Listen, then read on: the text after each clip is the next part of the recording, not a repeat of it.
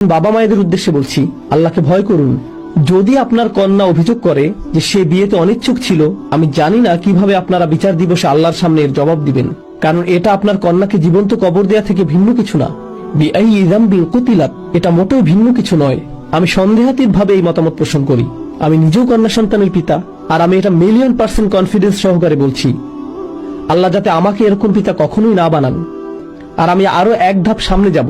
যদি আমার আপন বোন আমার কাছে আসে, আমার কন্যা আমার কাছে আসে আর বলে, তোমরা আমার বিয়ে দিয়েছো, আমি দীর্ঘ সময় সেখানে ছিলাম, কিন্তু এখন অত্যাচারের শিকার হচ্ছি, আমার স্বামী আমাকে আঘাত করে অথবা তার পরিবার আমাকে অপমানিত করে, আর আমি এমন সবকিছু সহ্য করে যাচ্ছি, এখন আমি কি করব?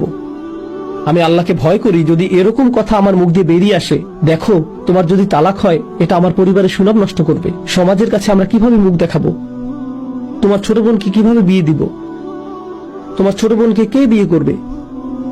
তোমার চক্ষু লজ্জা থাকা উচিত। পরিস্থিতির সাথে মানিয়ে চলো, সমস্যার কিছু নেই। আমাদের সবারই এমন বিষয় মানিয়ে চলতে হয়, সমস্যার কিছু নেই। এটা জীবনেরই অংশ। এটা কোন জীবনের অংশ? মুশরিকের জীবন, কাফেরের জীবন। ইসলাম এসেছে রহমত হিসেবে। ইসলাম এসেছে রহমত হিসেবে। পিতা হিসেবে আপনার লজ্জিত হওয়া উচিত যে আপনার কন্যা আপনার কাছে এসেছে অত্যাচারী স্বামীর হাত থেকে নিরাপত্তা পাওয়ার জন্য, আর আপনি বলছেন না, ফিরে যাও এবং আবারও অত্যাচারের শিকার হও, কারণ এটা আমার সুনাম নষ্ট করবে।